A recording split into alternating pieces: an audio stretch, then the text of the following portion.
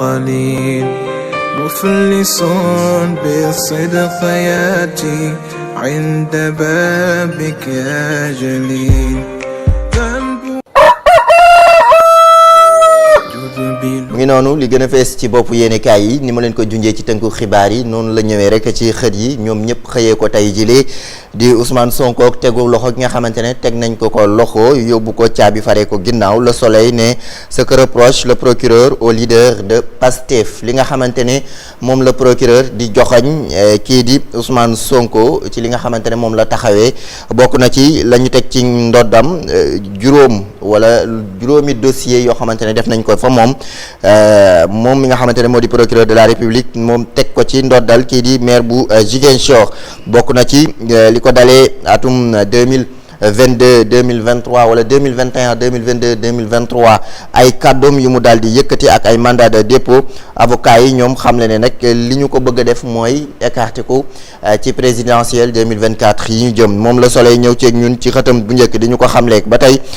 nee na nag benn mandat d'arrêt international bi nga xamante ne lancé nañu ko ci yenn ci ñu koy jàppale ci ay kàddu ak i jëfin daal dinañu ko lancé bokk na ci kii di Juan Branco mi ma leen junj sànq ci njëlbeen mu daal di ñëw nag ci Sénégal ñu di ko wër moom la Soleil ñëw ceeg ñun xëyee ko tey ci xëtam bu njëkk ñu dem ci beneen xët ci beneen xibaar di Libération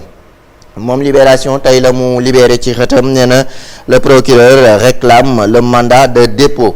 moom procureur bi la mu sàkku rek mooy genn mandat de dépôt maanaam teg loxo yóbbu fa nga xamante ne moo di fa mbaxane doonee benn bokk na ci ak yenn ci ay dossiers yi mu ko daal di sampal ci joxuñu baaraamu tuuma ak ay kàddoom yu mu daal di yëkkati moom Libération ñëw ceeg ñun waaye ba tey Fass Boye ba tey nekk ci njàqare nee na benn gaal maanaam looco boo xamante ne téeméer ak juróom fukk ci ay way tukki yu jaarul yoon ñoo ca daal di nekkoon dafa réer mër boobaak léegi am na lu toll ci fukk ak juróom-ñaari fan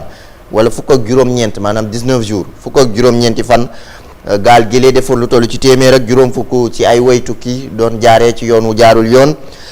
Libération ñëw ceeg ñum di ñu ko junj ci xëtam bu njëkk Juan Branco défie le procureur et tire sur le régime Juan Branco mi daal di rek xëccanteeg doole kii di procureur rax ci dooli yëkkati ay kàddoom jagleel ko li nga xamante ne moo di nguur gi Libération ñëw ceeg ñun ci xëtam bu njëkk Sud Quotidien la mu xëyee tey ci Sud nee na lundi de tous les dangers altine boo xamante ne amaana la cay xeeñ neexul jëm ca Ousmane Sonko ak état bu Sénégal mu war a jàkkaarloog way lattekaay bi tontu ci ay laaj grève de faim nga xamante ne ca palais de justice Sonko mu ngi koy amal waaye tamit Ziguinchor jamono ji ñu koy surveiller comme buñ tegee meew ca taal ba moom Sud Quotidien ñëw ceeg ñun ci xëtam bu njëkk nee na nag police ak gendarmerie rek ñu way takk der yi daal ñu ngi koy surveiller ci nu mu gënee yaatu moom journal bi ñëw ceeg ñun ci xëtam bu njëkk ñu dem ci beneen xët ci beneen xibaar di enquête la mu enquête tey jilee ñu ne Sonko la descente aux enfers mu mel ni Sonko fi mu nekk nii nag ci gennuk safara la daal di nekk wàcc goo xamante ne xëj na nguur gi moo ko daal di teg enquête ñëw ceeg ñun ginnaaw ba ñu ko tegee loxo journal bi ñëw ceeg ñun di ñu ko leeralal di ko yaatal Walf Quotidien mel ni ku koy dëggal nee na sax mbaa jëmuñu ci li nga xamante ne moo di seeyal Pastef maanaam fexe ba Pastef dootul amaluk doxal accusation contre Sonko comme ni mu ko waxee ci nasaraan emprisonnement de militants la dissolution de Pastef en marche ginnaaw ba ñuy teg yenn ci ay ñi nga xamante ne ñu nga bokk ca Pastef yenn militants yi Pastef ak Ousmane Sonko gi ñu teg loxo mbaadu Pastef fa mu nar a jëm rek mooy ñu daal di ko seeyal Walf Quotidien ñëw ceeg ñun ci xëtam bu njëkk yoor la mu yéegal ci yoor bi nee na li nga xamante ne moo di le président Ndiak Fall démonte l'argumentaire du procureur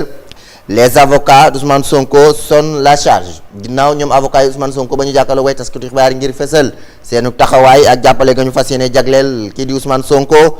moom Ndiak Fall nee na yëpp li nga xamante ne moo di procureur wax na ko nag maanaam am na loo xamante ne teguwul ci yoon maanaam jaarul yoon ak tegul loxo gi ñu def Ousmane Sonko ci wàllu contumace ak lu ni mel wala contumace comme ni ko gars yi di waxee wàllum contumace gi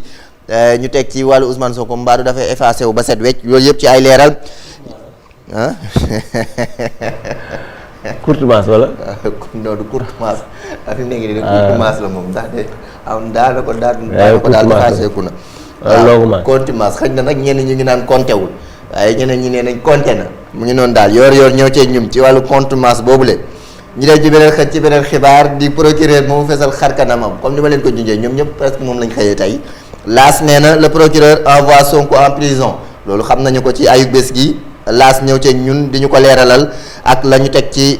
ndoddam nee na atteinte à la sûreté appel à l'insurrection et complot contre l'autorité de l'État woote goo xamante ne mën naa na saxaluk nekkin woote goo xamante ne ak dajaloo la ngir nasaxal doxalinu nguur ak yenn ci yi nga xamante ne ñàkkuk déggu ndigal la bàyyi ko ci yolluk yoon moom laas ñëw ci ñun ci xëtam bu njëkk di ñu ko leeralal lii quotidien wane Ousmane Sonko mu mel ni ku taf gémmiñ gi nee na l'étau se resserre autour de Sonko ginnaaw gi nga xamante ne teg nañu ko loxo ak ay naatangoom yee ñu lancé ay mandat yu ni mel Ousmane Sonko nag dafa mel ni la ca wetam nag mu ngay gën di seerewu fa moom maanaam mbir yëpp mu ngay gën a compliqué ca moom journal bi ñëw ceeg ñun moom lii quotidien moo ko xam ne ci xëtam bu njëkk ak li ma cité lépp ne rek moom la ñu teg ca ndoddam Macky Sall tient-il son candidat ndax Macky am na candidat waaw wala déet ak question la bu mu laaj ca lii quotidien ma xaar compte yi Vox Populi ñëw ci leneen nee na Sonko et le risque d'un mandat de dépôt moo tax dem na ca moom Vox Populi di ko dëggalaat nee na Sonko la muy risqué nag mooy génn mandat de dépôt Juan Branco débarque au Sénégal en passant par la Gambie moom Gambie la jaaree ba dugg ci biir Sénégal ñu koy wër jamono jile Vox Populi ñëw ci ñun ci xëtam bu njëkk ñu dem ci l'Observateur du lourd maanaam lu diis gann toll ci juróom-ñaar ca la ñu teg ci ay charge ci ndoddal kii di Ousmane Sonko procureur et la bataille du contumace noonu la ko tuddee contumace bi nga doon wax léegi contumace la ko daal di tuddee journal bi l'Observateur ñëw ceeg ñun maanaam ak lu bëri nag ci ay charge rek yu mu daal di teg ci ndoddal kii di Ousmane Sonko journal bi ñëw ceeg ñun de la légèreté journal bi ñëw ceeg ñun en tout cas loo xamante ne daal ay yu oyof rek yoo xamante ne xëy na jaru ko ñu fexe ba mu jar ko le quotidien ñëw ceeg ñun nee la les 7 péchés d'Ousmane maanaam juróom-ñaari bàkkaar yi nga xamante ne Ousmane def na ko ba tax tey jii coow li daal di ci am controverse sur la contumace bu ñii ne jeex na ñii ne bokkul ak moom li bii comptewul plusieurs leaders de Pastef et l'avocat Juan Branco recherché ay leaders yu Pastef yu bëri jamono ji ñu ngi leen di seet bokk na ci Juan Branco avocat bi le quotidien ñëw ceeg ñun di ñu ko xam ne ci xëtam bu njëkk la CEDEAO et l'UEMOA bande les muscles jëm ci la nga xamante ne moo di Bassoum foofu le ca wàllum tegug loxo geeg lii di coup d'état ga ñu nemmeeku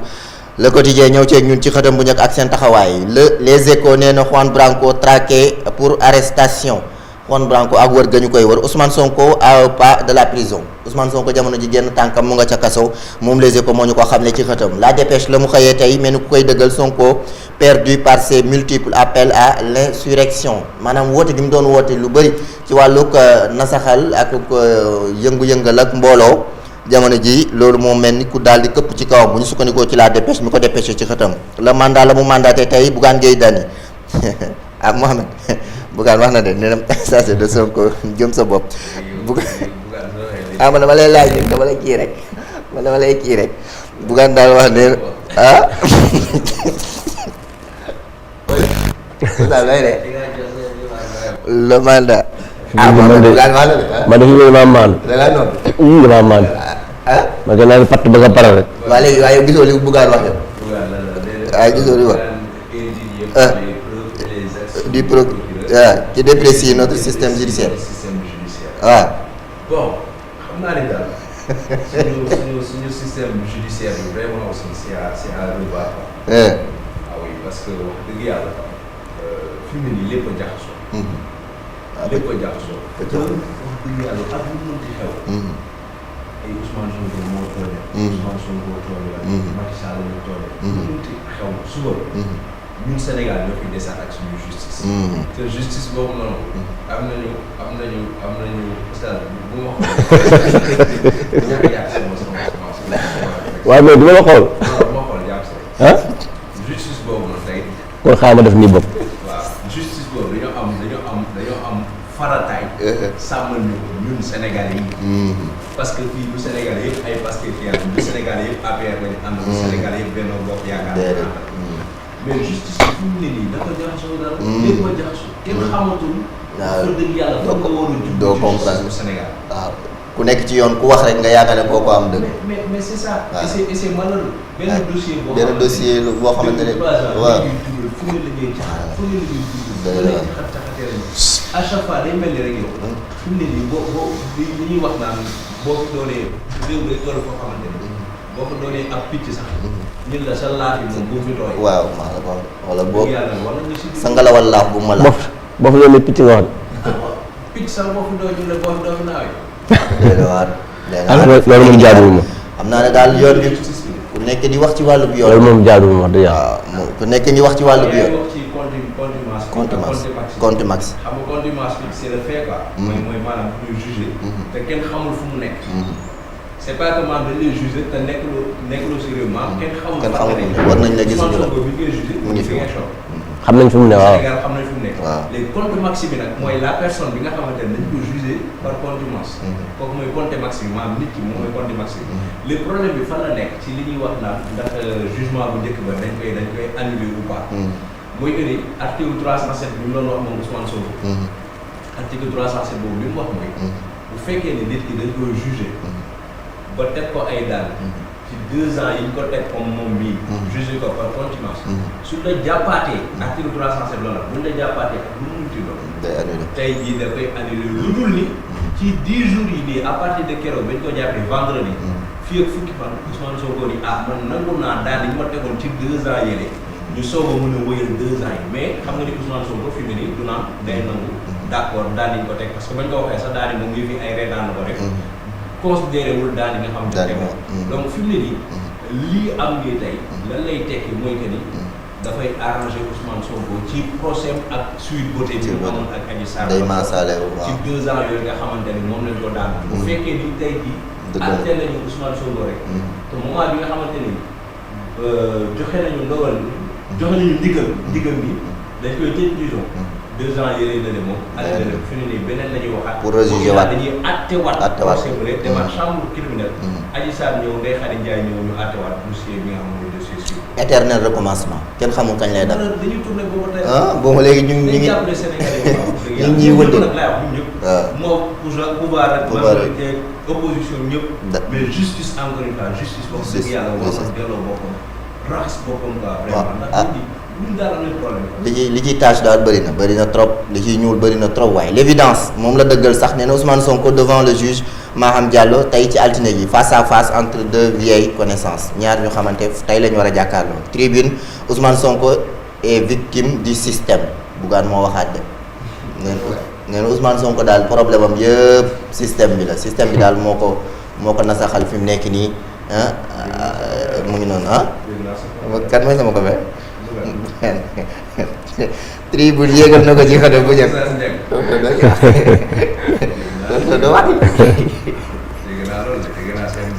mais affaire bi doo dem ba xam doo da ngay jaaxle ko da ngay laaj ndax affaire bi Ousmane Sonko système bi lay xeexal wala Macky Sall lay xeexal. kay doy na waar moom. da ngay dem ba doo xam système lay xeexal waaw wala mag démb ci groupe bi. da ngay jaaxle quoi da ngay dem ba doo xam ndax moom système bi lay xeexal wala Macky Sall amal problème. voilà mais système bi. xanaa kon Macky Sall mooy système bi ko parce que ñoom suñu coow lépp Macky Sall la Macky Sall. moom depuis 2016 bi wax mooy système bu Sénégal yemale ko rek maanaam ci pouvoir bu Macky Sall di jiite mais nee na système bu Sénégal depuis 1960 rek. dañ ko war a changer. mais nag ñoom seen kaddu Macky Sall la cëpp de. waaw mais xëy na lenn la ci seen projet. parce que politique la. parce que ñoom itam pouvoir ki leen teel a nelaw tey mooy Ousmane Sonko. waaw moo leen tere saa yi bu njëkk ko waaj a fàtte rek. moo tax kenn ku ne da nga war a def say tic-tac. waaw kenn ku ne da nga war a moytu parce que xam nga kenn ku nekk bu fekkee ne sa morom la tere nelaw nga jàkkaarloo ak sa morom kenn ku nekk war nga lal say plan. war ngaa moytu yow war nga moytu bu baax a baax. parce que loolu mooy politique. waaw ku jekku rek. duñ la ko may. lambi golo la rek ku jóg daan. tribune kon defe naa ni defe naa yow maa ngi yow la ñu déggante ci suñu.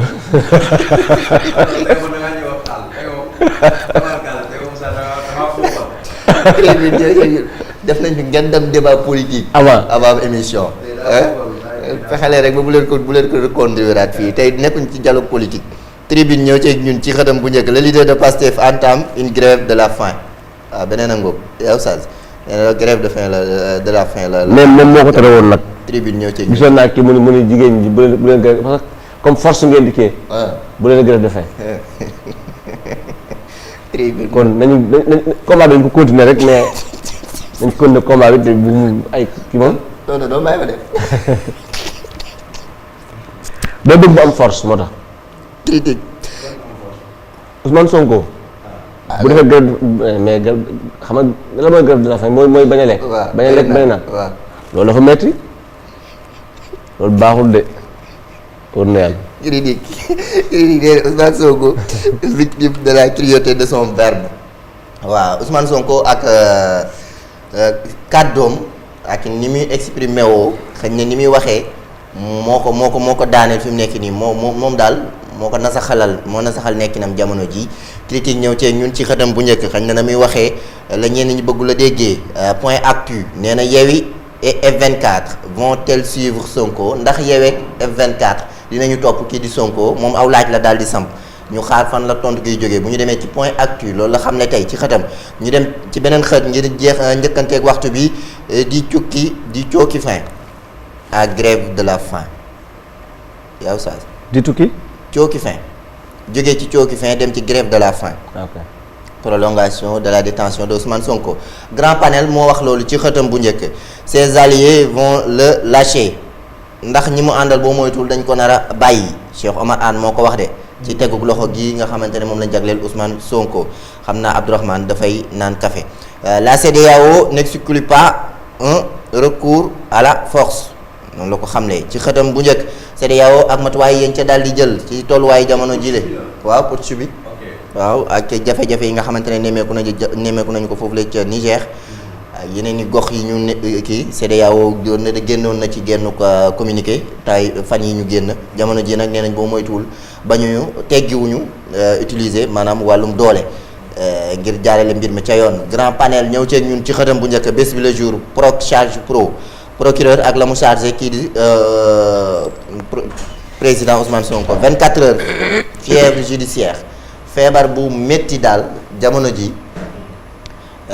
moom la sunu yoon nekk dafa mel ni dafa sibiru moom la Samba di wax léegi di ko junju nee na dafa mel ni daal jamono ji sunu yoon daal dafa feebar dafa tawat ndaxte li ñu nemmeeku ci ay manquement li ñu nemmeeku ci ay incorrection li ñu nemmeeku ci ay yoo xamante ne lu lees waxul yooyu yëpp journal bi ñëw ci ñun ci xëtam bu njëkk moom 24 heures di ko leeral ci xët mu njëkk mi ñu dem ci beneen xët ci beneen xibaar wax ci leneen di grand place Bougane signale des motivations douteuses lii yëpp ak la ko lal maanaam lu teeyal xel la direct news ñëw ceeg ñun ci geneen xët ci geneen xibaar wax ak ñun Dieu n'est-il pas le meilleur des juges ndax yàlla du ki gën ki nga xamante ne mooy àtte mooy yor àtte bu mujj ginnaaw boulevard ancienne piste bi nga xamante ne jamono ji tuddee nañu ko Cheikh Béthio Thioune dañu ko daal di defalaat tuddee ko Cheikh Béthio Thioune ngir dundalaat ko moom direct news ñëw ceeg ñun ci xëtam bu njëkk ñu dem ci beneen xët ci beneen xibaar di alerte quotidien nee na le premier ministre Amadou Ba a participé à la cérémonie d'ouverture Kinshasa jeu de la francophonie ñu ngi koy amal foofulee premier ministre bi bokkoon na ca Amadou Ba réew mi la mu wax ci réew mi Seydou Gueye ak ay kàddoom ginnaaw invité bi ñu ko invité woon nee na nag jamono ji Ousmane Sonko ak ay kàddoom moo ko daal di dugal maanaam la mu jëfee ci kàddu ak woote moo ko dugal waaye tamit dañu war a xamle ne dañoo nekk ci réewum yoon waaw dañu war a nekk ci weeru yoon te doxal yoon buñ sukkandikoo ci Seydou Gueye réew mi quotidien loolu la xëyee tey ñu dem ci geneen xët tëjee kook moom li nga xamante ne moo di wàllum tàggat yaram ñu bëri nag fi mu nekk nii di xalaat ci wàllum politique ni politique amee noonu la tàggat yaram tamit xam ne ne gayndey Sénégal yu jigéen yi ñu ngay basket ci afro basket ba ñaari défaite la ñu amagum jamono ji mu dese leen nag geneenug match boo xamante ne 8e de finale lay doon incha allah stade moom xëyee ko tey ci xëtam bu njëkk di ko xamle nee na nag jamono ji ak Ismaïla ak Ismaïla Sarr Iliman Ndiaye dem nañu Marseille daal dinañu signé nee na du feu follet au Vélodrome ñaar ñu